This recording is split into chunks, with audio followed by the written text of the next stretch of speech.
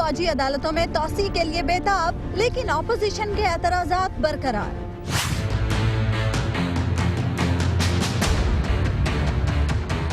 दहशत गर्दों के खिलाफ एक और ऑपरेशन का आगाज, मगर दहशत गर्दी के खिलाफ कौमी बयानिया नदारद।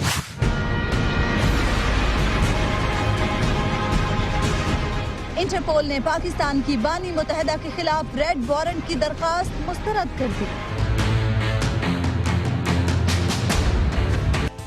अस्सलाम वालेकुम नाज़रीन, आप देख रहे हैं प्रोग्राम खबर गहर में हूँ आपके साथ उस्मान ओमान। नाज़रीन, आर्मी पब्लिक स्कूल पर हमले के बाद जनवरी 2015 में फौजी अदालतें कायम की गई थी और 7 जनवरी 2017 में 2 साल मुकम्मल करने के बाद अमली तौर पर ये अदालतें गैर मौसर हो गई हैं। हुकूमत मौजूदा हालात को मद्देनजर रखते हुए एक मरतबा फिर से इन अदालतों की तौसी के लिए कोशा है, लेकिन अपोजिशन के तहफ़्फ़ुज़ात के बायस ये मामला अभी तक लटका हुआ है। आज के प्रोग्राम में गुफ्तगू करने के लिए हमारे साथ मौजूद हैं सीनियर तज्ज़ियाकार मुजीबुर रहमान शामी साहब, और हमें ज्वाइन किया है दिफाई तज्ज़ियाकार ब्रिगेडियर रिटायर गजनफर अली साहब ने। शामी साहब, ये मामला अब तक अटका हुआ क्यों है? अटका हुआ इसलिए है कि सियासी जमातों में इत्तफाक नहीं हुआ, और सियासी जमातों में से कई ऐसी हैं जो इसे बारगेनिंग के लिए इस्तेमाल करना चाहती हैं। उनका ख्याल ये है कि ये फ़ौजी अदालतें एक ऐसा इशू है जिसकी वजह से वो कई मराहत हासिल कर सकती हैं, अपने कई कैदी छुड़वा सकती हैं या कोई और मराहत हासिल कर सकती हैं। तो इसलिए बातचीत तूल पकड़ रही है, लेकिन मेरा ख्याल है कि बिलाखिर इन सारी जमातों को मजबूर होना पड़ेगा कि वो फ़ौजी अदालतों की मंजूरी दे दे और इसके लिए आइन में तरमीम करने पर तैयार हो जाए। अच्छा, अभी सब कुछ लोग तो ये समझते हैं कि फ़ौजी अदालतों की ज़रूरत ही नहीं है। देखिए, इसमें जो बहसें जारी हैं ना इस वक्त मुख्तलिफ पार्टीज़ की हुकूमत के साथ, तो उसमें कम अज़ कम एक जमात मिसाल के तौर पे जमीयत उलमा इस्लाम है, वो ये वाज़े लफ्ज़ों में समझती है कि जनाब इनकी ज़रूरत नहीं है, आप इसके अलावा कोई दूसरा सिस्टम जो है उस पर काम करें और उसके ज़रिए जो दहशत गर्द हैं या जिन्हें जेट ब्लैक दहशत गर्द कहा जाता है उनको आप उनकी सरकोबी कर सकें। इसके अलावा एक अहम मसला जो इस वक्त डिस्टर्ब किए हुए है जो पोलिटिकल पार्टीज़ को, वो अपने अपने तहफ़्फ़ुज़ात भी हैं और कुछ जो शफाफियत पर जो इसका अदालती निज़ाम है, फौजी अदालती निज़ाम, इस पर भी कुछ सवाल उठते हैं।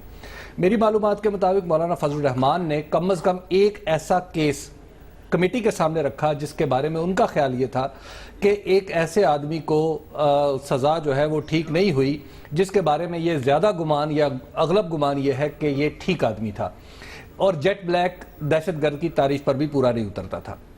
इसी तरह पाकिस्तान पीपल्स पार्टी को ये खौफ लाहक है कि अगर किसी तरीके से, जैसे जब मौलाना ने ये दलील दी तो मौलाना के कहने पर हुकूमत ने वो इम्तियाजी शिक ख़त्म कर दी जिसमें दहशत गर्दी को जोड़ा गया था फ़िरका वारियत से और मज़हब से। तो पीपल्स पार्टी ने अब इस पर दूसरी पोजीशन ले ली। उन्होंने कहा कि हमें इस बात से खौफ है कि कहीं ऐसा ना हो कल को आप डॉक्टर आसिम या इस तरह का कोई केस उठा के भी इन अदालतों में ले जाएं, क्योंकि माजी में जब जनरल राहील शरीफ थे तो ज़रब अज़्म में हमने करप्शन और दहशत गर्दी को आपस में जोड़ा था। तो कहीं ऐसा ना हो कि अगर सिर्फ दहशत गर्दी की तारीफ हो तो वो आप उठा के उधर ले जाए। इसी नुक्ता नज़र की जो हमायत है वो एमकेएम ने भी की। तो अपनी अपनी पोजीशंस है। इसके अलावा वक्त भी एक दूसरी बात है कि इनकी शफाफियत के ऊपर कुछ जो सवाल उठ रहे हैं, मेरा ख्याल है कि हुकूमत अब तक उनके लिए कोई जवाब तलाश नहीं कर सकी। अच्छा ब्रिगेडियर साहब, ट्रांसपेरेंसी वाले मामले को भी एड्रेस करना होगा, क्या ये जरूरी होगा? असल में बात यह है कि आप ट्रांसपेरेंसी की जब बात करती हैं तो आप उसको इस तरह देख सकती हैं कि जो केसेस ट्राई हुए हैं फ़ौजी अदालतों में, उनमें से जितने केसेस थे वो फ़ौज ने खुद नहीं लिए थे, वो रेस्पेक्टिव प्रोविंशियल गवर्नमेंट से रिकमेंड होके गए थे। अब जब वो रिकमेंड होके गए थे तो वो दहशतगर्दी से रिलेटेड थे, तो उसमें एनालाइज करने के कितने केसेस ऐसे हैं जो करप्शन से रिलेटेड थे या जो किसी और चीज़ से रिलेटेड थे। जहाँ तक पाकिस्तान का ताल्लुक़ है तो पाकिस्तान में फ़िरका वाराना दहशतगर्दी आज तो नहीं आगाज़ हुआ, ये तो शिया सुन्नी की लड़ाई तो आपको पता है, सिपाही साहबा बनी, लश्कर जंगवी बना, सिपाही मोहम्मद बना, और कितने बड़े बड़े इंसिडेंट हुए। तो इसमें तो कोई दो राय होनी नहीं चाहिए कि फ़िरका वारिया या मज़हब या मसलक जो है वो दहशतगर्दी का मूजिब बनता रहा है। اب جب اس کے اندر ایک اور کلوز آپ نے ڈال دی اور وہ کلوز بنیادی طور پر ڈیل کرتی ہے کہ اگر آپ اس کیس سے کے فیصلے سے سیٹسفائیڈ نہیں ہیں تو آپ کے پاس ایک آپشن ہے کہ آپ سپریم کورٹ میں جا کے اس کے خلاف اپیل دائر کر دیں، اور بہت سارے کیسز ایسے ہیں جو رک گئے جن کے اوپر اسٹے آ گیا۔ اس کے ساتھ ساتھ بلکہ ایک بہت بڑا کیس ہے، وہ شخص جس نے کامرا حملے پہ، جی ایچ یو کے حملے پہ اور بہت سارے حملوں پہ ماسٹر مائنڈ تھا، وہ بیل پہ رہا کر دیا گیا، ایکس حوالدار IMC کا عدنان جو تھا۔ اور اس کے ساتھ ساتھ یہ ہے کہ جب آپ فوجی عدالت میں کسی کیس کو ٹرائی کرتے ہیں تو عدالت میں ایک صرف فرق یہ ہوتا ہے کہ وہ عدالت جو ہوتی ہے وہ کیس کو ڈے اینڈ نائٹ بیسس پہ 24 آور روٹیشن پہ سنتی ہے، یعنی ان کے ہاں اس طرح بریک نہیں آتی جس طرح بریک باقی جگہوں پہ آتی ہے۔ پھر جو مجرم ہوتا ہے اس کو یہ آپشن دی جاتی ہے کہ کیا آپ اسٹیٹ کا وکیل کرنا چاہتے ہیں ڈیفینڈنٹ کے طور پہ یا پرائیویٹ وکیل لے کے آنا چاہتے ہیں۔ وہ جو بھی چوائس کرتا ہے اس کے حساب سے اس پرائیویٹ وکیل ہو یا اسٹیٹ کا وکیل ہو، اس کو تمام کے تمام وہ شواہد اور تمام کے تمام وہ کیسز کی فائل اپنا دی جاتی ہے تاکہ وہ اس کو اسٹڈی کر کے اپنا ڈیفنس تیار کر لے۔ تو شفافیت میں جب معاملہ کورٹ میں چلا جاتا ہے تو اس میں 0.1% کسی قسم کی شبے کی گنجائش نہیں رہتی کہ جو آفسر وہ کیس سن رہا ہے وہ ان مجرموں کو پہلے سے نہیں جانتا۔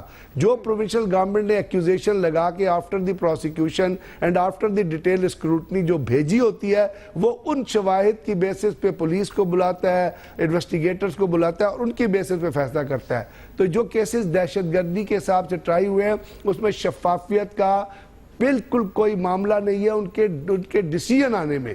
اب آئی سی جے کی رپورٹ ہے، انٹرنیشنل جو کمیشن آف جیورسٹ ہے اس کی رپورٹ ہے جو پچھلے سال چھایا ہوئی تھی جس میں یہ سارے معاملات اٹھائے گئے ہیں۔ انٹرنیشنل کمیشن آف جیورسٹ کی رپورٹ جو ہے وہ جا کے کسی چیز کو ابو غریب جیل میں اور گوانتانامو بے میں بھی دیکھ لیتی ہے اور پوائنٹس اٹھا دیتی ہے چیزیں۔ ہمارے ہاں جو چیزیں ہو رہی ہے وہ کس طرح ہو رہی ہے؟ انٹرنیشنل جیورسٹ نے کتنے جو وہ کیسز ہیں جن کو انالائز کیا ہے، انہوں نے تو جنرل ریمارکس دیے ہیں، وہ ریمارکس بیس کرتے ہیں آبزرویشن پہ، یا تو پرٹیکولر کیس آپ کوٹ کرے اور اس کی بیسس پہ کہیں کہ جی اس کو چھوڑ دیا، اس کو پکڑ لیا، بھائی ہو نہیں سکتا۔ بریگیڈیئر صاحب، عدالتوں میں جو لوگ جا رہے ہیں ان کا سب سے بڑا مسئلہ وہ کہتے ہیں ہمیں ججمنٹ نہیں دی گئی یا ہمیں سنا نہیں گیا۔ جو اس وقت سپریم کورٹ میں جتنے بھی فیصلے گئے ہیں ان پہ بات یہ ہو رہی ہے، ججمنٹ وکیل کو دی جاتی ہے، انڈیویجول کو نہیں دی جاتی۔ انڈیویجول تو ملزم ہوتا ہے، وہ تو جیل میں ہوتا ہے، وہ باہر تو نہیں پھر رہا ہوتا، تو وکیل وہاں سے ججمنٹ کی کاپی لیتا ہے۔ یہ جو سپریم کورٹ میں کیس چیلنج ہوئے ہیں یہ بغیر ججمنٹ کے چیلنج ہو گئے یہ سارے۔ اور دوسری بات یہ ہے کہ آپ نے کتنوں کو پھانسی دے دی ہے، کوئی 13 یا 14 کو تو پھانسی دی، باقی تو صاحب آپ کے جیلوں میں پڑے ہوئے ہیں۔ تو ججمنٹ کی کاپی جو ہوتی ہے وہ اپنا فائل ہونے کے بعد اس کو باقاعدہ وہ پوری سائنڈ کاپی ہوتی ہے اور اسی کے اوپر جا کے آپ اگلی عدالت میں کورٹ چیلنج کرتے ہیں۔ نہیں، اصل بات چیزیں ہو رہی ہیں دہشت۔ برگیڈیئر صاحب ایک بات یہ بھی ہے کہ یہ فوجی عدالتوں کی ضرورت کیوں ہے؟ آپ دیکھیں کہ ججوں کو اٹیک کیا جاتا ہے، ججوں پر حملے کیے جاتے ہیں، ان کی شناخت ظاہر ہوتی ہے، ان میں حوصلہ نہیں ہوتا کہ وہ دہشت گردوں کے خلاف فیصلہ کر سکیں۔ اس لیے یہ فوجی عدالتیں جو ہیں یہاں جج کی شناخت نہیں ہوتی، اس کا چہرہ سامنے نہیں ہوتا، اور پھر اس طرح ایک کارروائی ہوتی ہے کہ وہ سارے لوگ جو ہیں وہ سامنے نہیں آتے کہ ان کو آپ اٹیک کر سکیں۔ تو یہ ضرورت اس لیے ہی پڑتی ہے نا، دنیا پوری میں ایسے تجربے کیے گئے ہیں کہ ججوں کی شناخت ظاہر نہ ہو، گواہوں کی شناخت ظاہر نہ ہو، اس طرح سماعت ہو جائے۔ ہمارے ہاں ایسی کوئی ایفرٹ نہیں کی گئی تو مجبوراً ہمیں فوجی عدالت کی طرف جانا پڑا ہے۔ اگر سول جو ہمارا کرمنل جسٹس سسٹم ہے وہ اپنے آپ کو درست کر لے، یہ سارے لوازمات پورے کر دے اور جج جو ہیں وہ دن رات لگ کے فیصلے کرے تو پھر کوئی ایسی کوئی ضرورت ہی نہیں رہے گی۔ 2 سال تو دیے ہم نے۔ ساری کی ساری بدنیتی تو پھر ہماری پولیٹیکل جنٹا کی ہے نا۔ الٹیمیٹلی آپ دیکھیے کہ اگر یہ سارے لوگ جس طرح اب سر جوڑ کے بیٹھے ہوئے ہیں یا آپ یوں کہیے کہ اندرونی دباؤ ہے یا کسی اور وجہ سے، تو یہ اپنے کرمنل جسٹس سسٹم کو بھی سیدھا کرنے کے لیے بیٹھ سکتے ہیں۔ یہ بات آپ کی درست ہے لیکن آپ ماحول کو نظر انداز نہیں کر سکتے۔ آپ دیکھیے ججوں کو نشانہ بنایا جا رہا ہے، کتنے حملے ان پر ہوئے ہیں، وکیلوں پہ کتنے حملے ہوئے ہیں، کتنے وکیل مارے گئے ہیں۔ تو یہ فضا مجموعی طور پر جو پیدا کی جاتی ہے اس میں یعنی ہمیں مجرموں کو یہ رعایت کیوں دینی چاہیے کہ وہ ان کی مرضی کے مطابق ہم ان پہ مقدمات چلائیں گے؟ یعنی سہولت تو ملنی چاہیے ان لوگوں کو جو وکٹمز ہیں، ان کی بات سننی چاہیے۔ تو فوجی عدالت جو ہے وہ کوئی خدا نخواستہ ایسی بات نہیں کہ ادھار کھا کے بیٹھی ہوئی ہے کسی کو سزا دینے کے لیے، نہ کسی سے کوئی سیاسی اناد ہے، نہ کوئی مسئلہ ہے۔ یہ تو ایک خاص فضا میں خاص تحفظ دے کے ججوں کو یہ عدالت کام کرتی ہے. اب اور میں نہیں سمجھتا کہ دوسری اس وقت جو ہمارا ماحول ہے اس میں ہم اس فوری طور پر ایسا انتظام کر سکتے ہیں جس میں ان دہشت گردوں کے خلاف آزادانہ طریقے سے کوئی مقدمہ جو ہے وہ چلایا جا سکے. ٹھیک، ایک بریک ہم لیں گے ناظرین، اور بریک کے بعد گفتگو کے سلسلے کو ہم آگے بڑھائیں گے.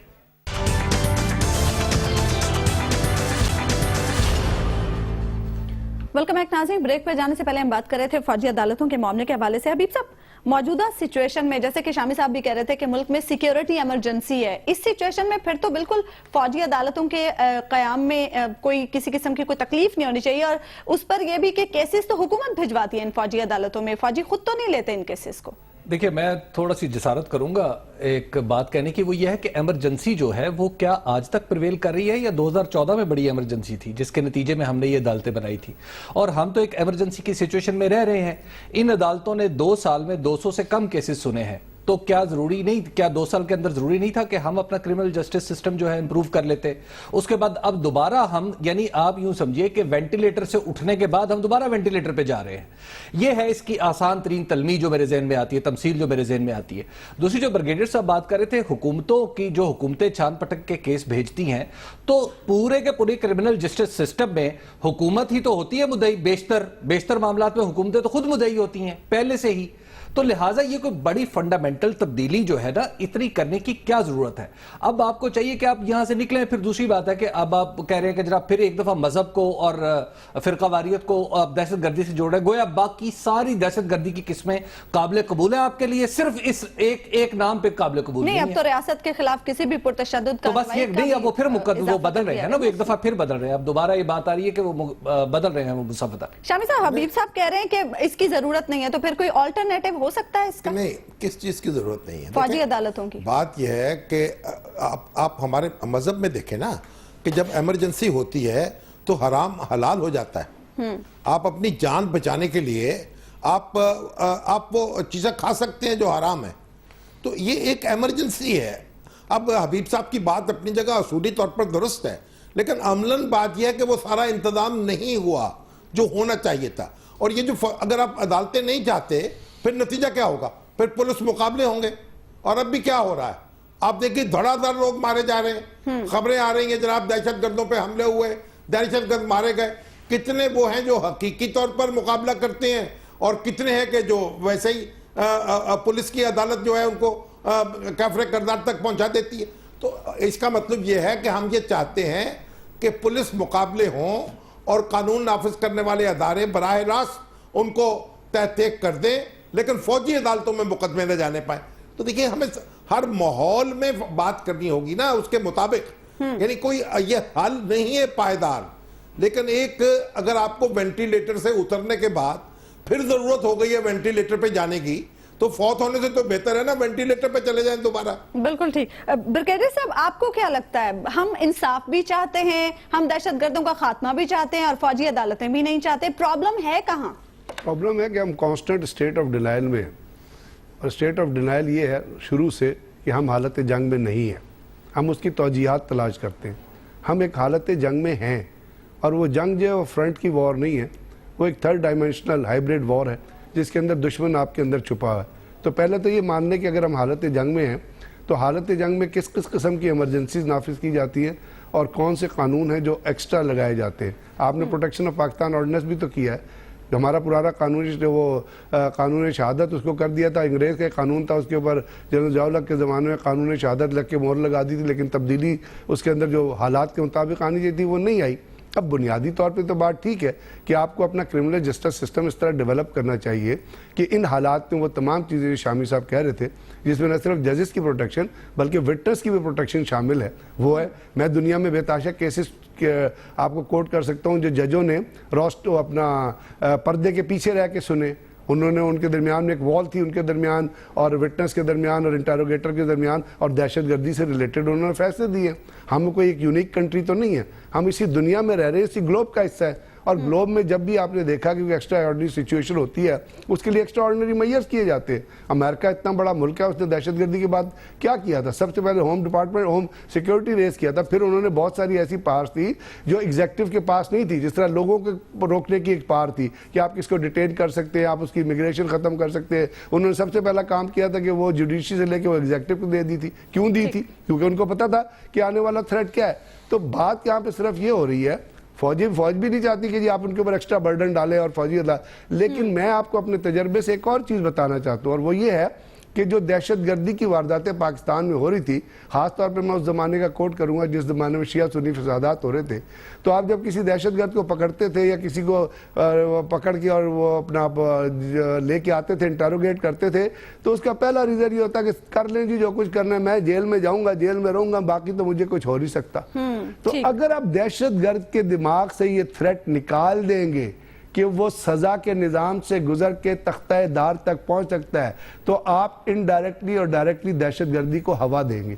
اور دہشت گردی کو روکنے کا ایک سب سے بڑا ریزن یہ ہوتا ہے کہ وہ کہتے ہیں نا جسٹس ڈیلیڈ از جسٹس ڈینائیڈ. تو اگر کوئی شخص دہشت گردی میں پکڑا گیا ہے تو اس کو بجائے جیل میں روٹی کھلانے کے آپ کے اور میرے ٹیکس کے پیسوں سے اس کو لے کے جائیں سزا کے نظام, اس کے لیے چاہے فوجی عدالتیں بنائیں, چاہے آپ کا کرمنل جسٹس سسٹم ڈیولپ کریں, اینٹی ٹیررسٹ کوڈ بنائیں, ججز کو پروٹیکشن دیں, ان کو ایک کلوزڈ ماحول میں رکھیں, چاہے جیل کے اندر جو ہے قصے سنیں, ان کی فیملی کو بھی جیل میں جا کے رکھ لیں, لیکن کچھ کرنا ضروری ہے. محض اس چیز پہ بیٹھے رہنا جو تھیوریٹیکل ہیں, جو فلسفیکل ہیں, وہ پاکستان کے اندر جو پریکٹیکل سچویشن ہو رہی ہے جس میں روزانہ دہشت گردی کی وارداتیں ہو رہی ہیں, لوگ ہم کو تھریٹ کر رہے ہیں, آپ کا فورن کنٹری سے نیکسس ہوا ہے, اس میں یہ چیز آپ کو ضروری نظر آتی ہے. حبیب صاحب, دہشت گردی کے خلاف کچھ اور اقدامات بھی کیے جا رہے ہیں. دہشت گردوں کے خلاف آپریشن رد الفساد کا بھی آغاز کر دیا گیا, لیکن کیا بہتر ہوتا اگر یہ جماعتیں جو فوجی عدالتوں پر اتنے تحفظات کا اظہار کر رہی ہیں مل بیٹھ کر کوئی قومی بیانیہ بھی تیار کر لیتی؟ دیکھیے, اب ہمارا مسئلہ یہ ہے کہ ہمارے ہاں جو دہشت گردی ہے نا, اس کو صرف مذہب سے جوڑ دیا جاتا ہے. جب مذہب, حالانکہ ہمارے ہاں دہشت گردی کی اگر قسمیں ہی بنانی ہے, کیٹیگرائز ہی کرنا ہے اس کو, تو مختلف قسم کی دہشت گردی ہوتی رہی ہے. 80s میں کسی اور نوعیت کی ہوتی تھی, 90s میں کسی اور نوعیت کی ہوتی تھی, اور بعد میں کسی اور نوعیت کی ہوتی ہے. اور اب تو ہماری پوری کی پوری اسٹیبلشمنٹ اور حکومت یہ بھی کہتی ہے کہ باہر سے بھی ہو رہی ہے دہشت گردی. گویا دہشت گردی صرف مذہب کی نہیں ہو رہی, بلکہ پاکستان کے دشمن بھی پاکستان میں دہشت گردی کرے, خواہ کسی بھی وجہ سے. اب مسئلہ یہ کہ جب بیانیے کی بات آتی ہے تو بیانیہ یہ سارے لوگ کہتے ہیں کہ وہ اینٹی مذہب ہونا چاہیے, یعنی مذہب کے خلاف ایک بیانیہ ترتیب دے دیا جائے اور اس بیانیے پہ عمل کرتے ہوئے آپ دہشت گردی سے بچ سکتے ہیں. ٹھیک ہے, آپ کی گفتگو کو ہم یہیں سے آگے بڑھائیں گے, ایک بریک لے لیتے ہیں ناظرین, اور بریک کے بعد گفتگو کے سلسلے کو ہم آگے بڑھائیں گے.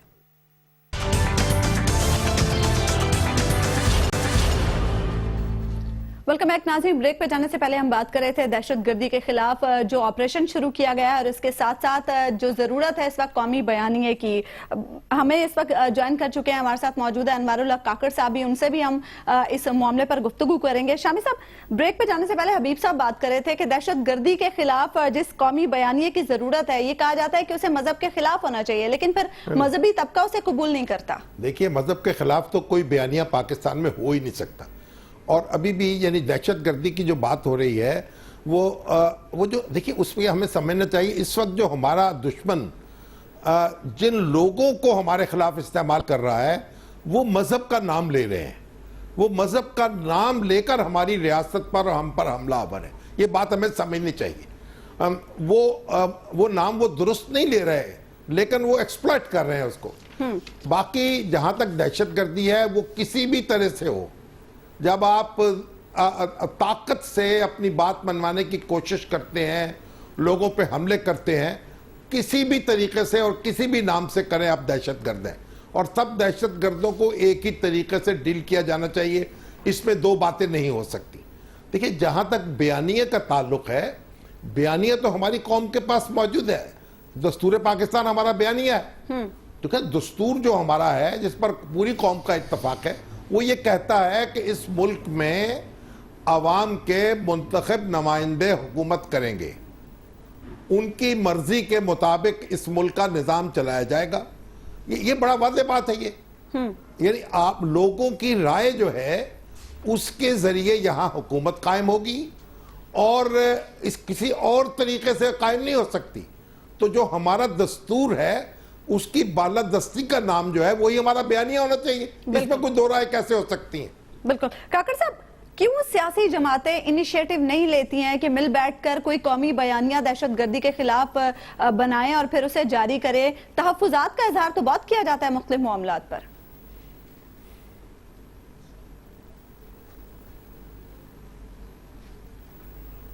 کاکڑ صاحب آپ تک میری آواز پہنچ رہی ہے؟ کاکڑ صاحب لگتا ہے آواز نہیں سن پا رہے ہیں. حبیب صاحب، مصطفیٰ کمال صاحب نے سوال اٹھا دیا ہے. وہ کہہ رہے ہیں کہ جب آپریشن ضرب عضب ابھی تک ختم نہیں ہوا تو پھر آپریشن رد الفساد کیوں شروع کیا گیا؟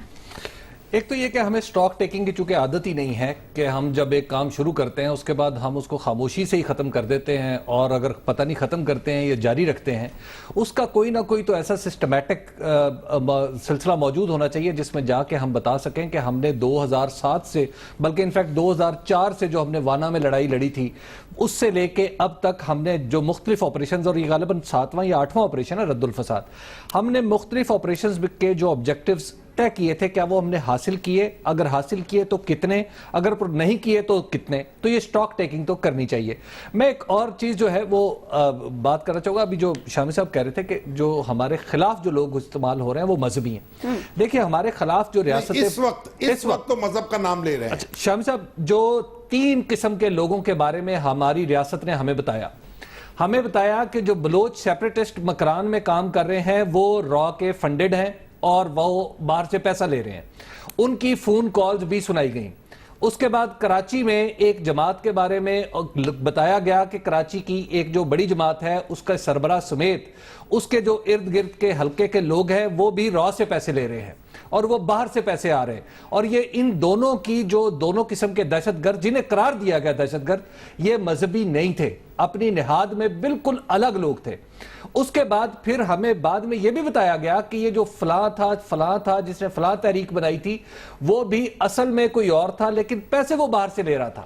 اب مسئلہ یہ ہے کہ جب غالب بیانیہ جو اسٹیٹ فراہم کر رہی ہے وہ بتا رہی ہے کہ یہ کوئی باہر سے حرکت ہو رہی ہے آپ کے ساتھ، ہم جب بیانیے کی بات کرتے ہیں، مثال کے طور پہ ستمبر 2015 میں یہ طے ہوا تھا، مفتی منیب صاحب کی کمیٹی تھی، 6 رکنی کمیٹی، انہوں نے ایک بیانیہ بنایا، وہ مسترد کیوں ہوا؟ اس کی وجہ یہ کہ اس میں بتایا گیا یہی بات جو شامی صاحب نے بتائی کہ ہمارا دستور اسلامی ہے، اس کو غیر شرعی نہیں کہا جا سکتا.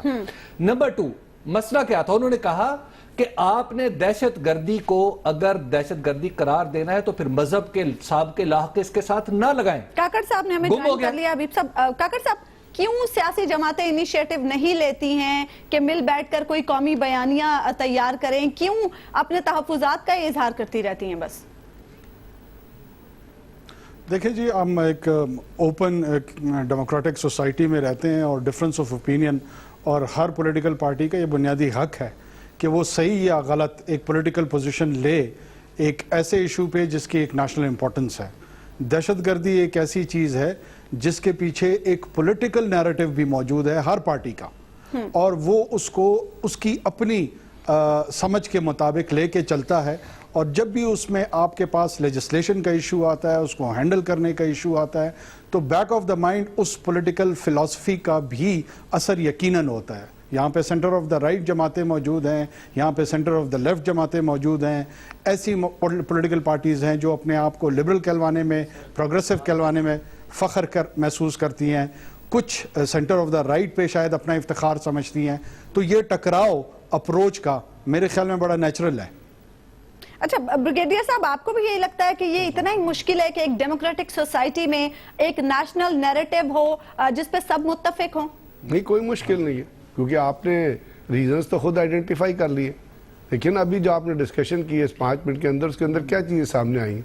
ایک چیز سامنے یہ آئی ہے کہ جو لوگ کام کر رہے ہیں وہ آپ کے اندر سے باہر کی جو پارز ہیلپ کر رہی ہیں، وہ صرف اسٹیٹ نے نہیں کہا. خان آف قلات کا ایڈریس اٹھا کے دیکھ لیں جو اس نے یو کے کی اپر ہاؤس پارلیمنٹ میں دیا تھا. آپ برہمداد مفتی کی اسٹیٹمنٹ دیکھ لیں، اس نے کیا کہا. آپ جو بات کرتے ہیں کسی پارٹی کی تو ان کی لیڈرشپ دیکھ لیں کہاں بیٹھی ہے، ان کے کنیکشن کہاں سے بنے. بات بنیادی یہ ہے کہ ایک تو کانسٹیٹیوشن کیا انشرائن کرتا ہے، ایک آپ کا مذہب کیا انشرائن کرتا ہے اور ایک دنیا کا جو ڈیموکریٹک سسٹم ہے وہ کیا انشرائن کرتا ہے.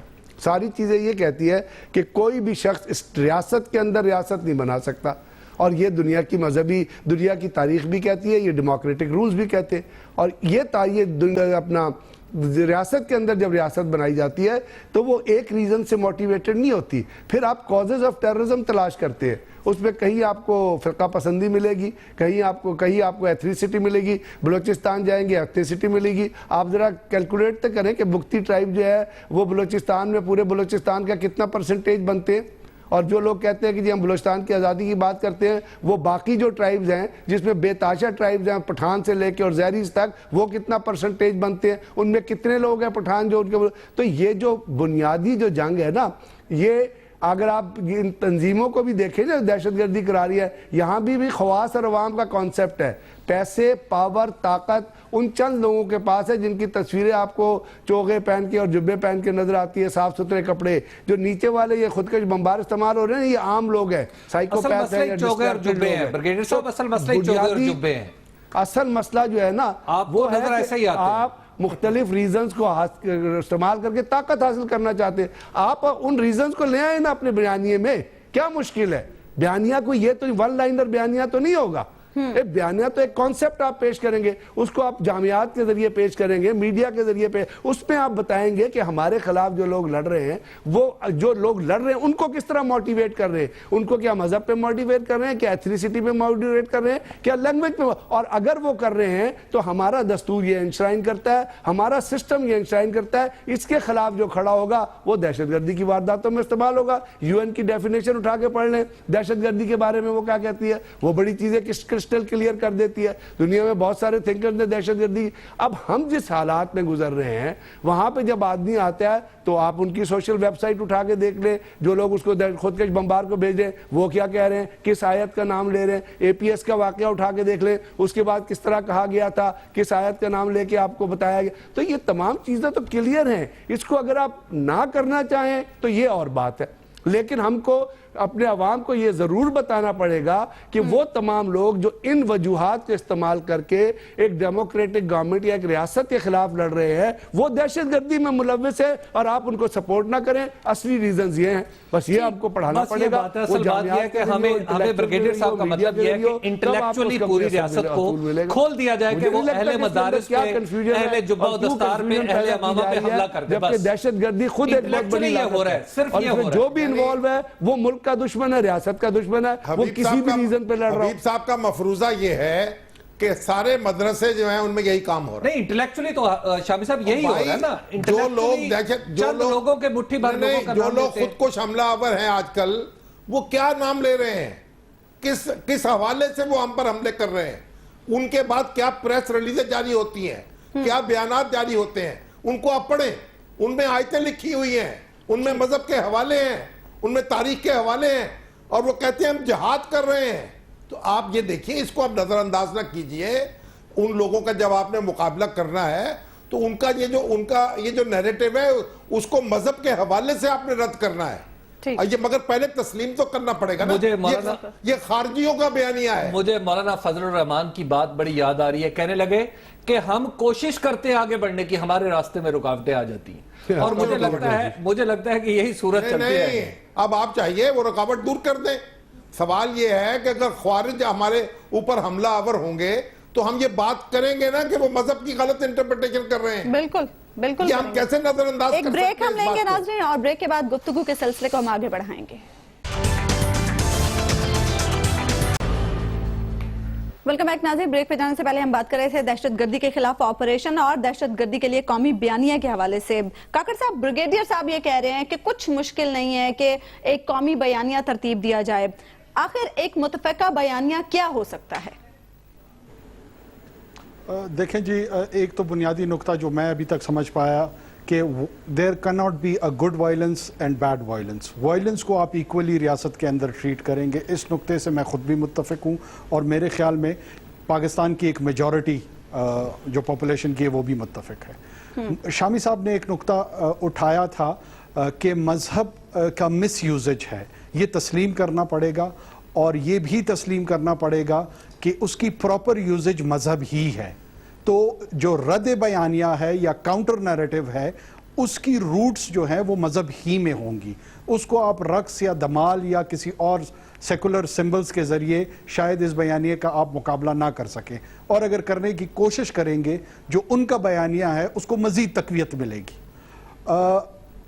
میں کرائیڈن میں کوئی نیو کنورٹس نے برٹش سولجرز کے سر کاٹ دیے تھے, ساؤتھ لنڈن کا واقعہ ہے 4-5 سال پہلے کا. تو برٹش سوسائٹی اور ویسٹ میں بھی جنرلی یہی ڈیبیٹ ہو رہی ہے کہ کیا آیا ہماری فارن پالیسی نے دنیا میں ریڈیکلزم پھیلایا ہے. دوسرا سکول آف تھاٹ یہ ہے کہ نہیں, اسلام بطور مذہب اس کے اندر اس کے اسکرپچر میں اور اس کی تاریخ میں یہ شدت پسندی موجود ہے, اور اسی کے حوالہ جات کے ساتھ لوگ یہ شدت پسندی اختیار کرتے ہیں. تو انہوں نے کون سا بیانیہ اختیار کیا؟ جب یہ واقعہ ان کے اسٹریٹس پہ ہوا تو ان کے میئر سے لے کر وزیر اعظم تک نے ایک ہی جملہ کہا اور تواتر کے ساتھ کہا کہ this has nothing to do with our foreign policy اور with the religion of Islam. تو ہمیں بھی ایک یونیفائڈ ایٹ لیسٹ گورنمنٹ کی سائٹ پہ ایک یونیفائڈ پوزیشن چاہیے جو سوچ کے سمجھ کے جن لوگوں کو اس چیز کا ادراک ہے وہ اس کے جملوں کو بھی اختیار کریں, چوز کریں, اور پھر تواتر کے ساتھ اس کو بار بار لوگوں میں مختلف فورمز پہ کمیونیکیشن کی گورننس جو ہے گلوبل ہو گئی ہے. تو پھر اس کے لیے انیشیٹو کون لے گا کاکڑ صاحب؟ دیکھیں, اگر کسی کا یہ خیال ہے کہ یہ انٹیریئر منسٹری کا کوئی سیکشن افسر لے گا اور آپ چودھری نثار صاحب کو مورد الزام ٹھہرائیں گے تو آپ کر لیں اپنے پروگرام کے لیے. انیشیٹو یہ پوری سوسائٹی لے گی. میرے بچے مر رہے ہیں, آپ کے بچے مر رہے ہیں, صرف انٹیریئر منسٹر کے تو نہیں مر رہے ہیں, ہم سب لیں گے. میں لوں گا, آپ لیں گی, شامی صاحب لیں گے, جو یہاں پر اپنے آپ کو سیکولر کہتے ہیں وہ لیں گے, جو اپنے آپ کو سینٹرلسٹ کہتے ہیں وہ لیں گے. یہ ہم سب کا کلیکٹیو مسئلہ ہے, یہ ہم سب نے لے. ہم حکومت کے پاس جائیں گے, حکومت ہمارے پاس آئے گی. اس میں انیشیٹو کسی ایک خاص اس کے پولیسنگ کی طرح نہیں ہے نیریٹو پہ کہ جی پولیس کا جو کام ہے وہ تو پولیس نہیں کرنا ہے. کس ڈپارٹمنٹ نے نیریٹو جنریٹ کرنا ہے مجھے نہیں سمجھ آ رہی ہے اس پہ. اگر ہم 70 سال کے پرانے پی آئی ڈی یا انفارمیشن ڈپارٹمنٹ کی جانب دیکھ رہے ہیں تو I am sorry let me سے یہ چاروں صوبوں اور وفاق میں شاید ان کی نہ کیپیسٹی ہے نہ یہ کوئی کام کر سکتا ہے. یہ اکیڈمک کام ہے, یہ اسکالرز کا کام ہے, یہ علماء کا کام ہے, یہ تھنکرز کا کام ہے. اس میں انفارمیشن ڈپارٹمنٹ کے بابوز سے آپ یہ کام نہیں لے سکتے. ٹھیک, آگے بڑھتے ہیں. شامی صاحب, بانی متحدہ کے خلاف انٹرپول سے ریڈ وارنٹ کی درخواست کی گئی تھی پاکستان کی جانب سے, جو کہ انہوں نے مسترد کر دیا. آپ کو نہیں لگتا یہ ایک بے معنی ایکسرسائز تھی اور ہم اپنا وقت ضائع کر رہے تھے اس پر؟ نہیں, دیکھیے, یہ جب درخواست کی گئی تھی تو اس وقت بھی یہ سوال پیدا ہوا تھا کہ آپ کو ٹھوس شواہد فراہم کرنے ہوں گے. اگر آپ یعنی اس وقت جو بانی متحدہ کے ہیں ان کی خاص سیاسی پوزیشن ہے اور ان کے خلاف کوئی بھی کارروائی جو ہے اس کو یہ سمجھا جائے گا کہ یہ ایک انتقامی کارروائی ہو رہی ہے یا کوئی سیاسی کارروائی ہو رہی ہے, تو حکومت پر لازم ہے کہ وہ ایسے شواہد فراہم کرے جس سے اس سوال کا جواب دیا جا سکے اور وہ یہ ثابت کر سکے کہ متحدہ کے لیڈر پر جو وہ اعتراضات ہیں یا جو ان کے الزامات ہیں وہ سیاسی نوعیت کے نہیں ہیں, وہ واقعاتی نوعیت کے ہیں. اگر حکومت یہ نہیں کر سکے گی تو پھر اسے تضییع اوقات ہی سمجھا جائے گا. حبیب صاحب, آپ کو کیا لگتا ہے ہماری وزارت داخلہ کے پاس اب کیا آپشن ہے؟ ان کے پاس اب آپشن ہے خاموشی, کہ بالکل چپ ہو کے بیٹھ جائیں اور اس معاملے میں جس طرح وہ سرگرمی دکھا رہے تھے وزارت داخلہ اور وزیر داخلہ, اب اس سے کچھ گریز کریں, کیونکہ ان کی سرگرمی نے پاکستان کی اچھی جگ انسائی کروا دی ہے. کہ انہوں نے انٹرپول نے پوچھا ہے, اس نے سوال اٹھا دیا ہے کہ پاکستان کا سیاسی نظام جو ہے وہ پاکستان کا جو نظام ہے وہ اس طرح چل رہا ہے کہ یہاں پہ سیاسی طور پر کسی کے اوپر پرچے بھی مقدمے بھی بنائے جا سکتے. بریگیڈیئر صاحب, آپ کیا کہتے ہیں؟ بات یہ کہ اگر حکومت کوئی چیز کرنا چاہے تب ہوگی نا. اگر آپ کسی کو لیوریج دینا چاہتے ہیں تو پھر یہی ریزلٹ ہوگا, اور وہ لیوریج ہے وہ پولیٹیکل لیوریج ہے کہ آپ بات چیت بھی جاری رکھیں, ایکیوزیشن بھی کریں, اور پھر ایک ایسا وے آؤٹ بھی پرووائڈ کریں جو وے آؤٹ جو ہے آپ کی طرف سے نہیں بلکہ دوسری طرف سے آئے. برطانیہ کی حکومت کاکر صاحب, آپ کو بھی یہی لگتا ہے؟ नहीं जी, मेरा अपना ये ख्याल है कि इंटरपोल को बरतानिया के सरजमीन पे एक शख्स इमरान फारूक का कत्ल हुआ है और अभी तक ये पता नहीं लग सका कि उस कत्ल में कौन मुलव्विस है। उधर भी निज़ाम में कमज़ोरियां सामने आ रही हैं और कत्ल जैसा हीनियस क्राइम यूरोप की सरजमीन में, हमारे यहाँ पे ठीक है उनकी एतराज़ात बहुत ज़्यादा होंगे, लेकिन यूरोप की सरजमीन पे पोस्ट सेकेंड वर्ल्ड वॉर बहुत बड़ा क्राइम है। उनको इस तरह की, मुझे लगता है कि बरतानिया की रियासती इदारों की पुष्टपनाही हासिल है जिन्होंने इस तरह की बेहुदा बात कर दी है हमारे सियासी निज़ाम के हवाले से। कोई ऐसी बात नहीं है। इंटीरियर मिनिस्ट्री ने और इंटीरियर मिनिस्टर ने जो पोजीशन ली है वो बड़ी प्रिंसिपल्ड पोजीशन है। ठीक है, बहुत शुक्रिया आप सबने आज के प्रोग्राम में हमें ज्वाइन किया। प्रोग्राम का वक्त नाज़रीन खत्म हुआ, आपसे मुलाकात होगी इंशाल्लाह कल अल्लाह ने के बाद।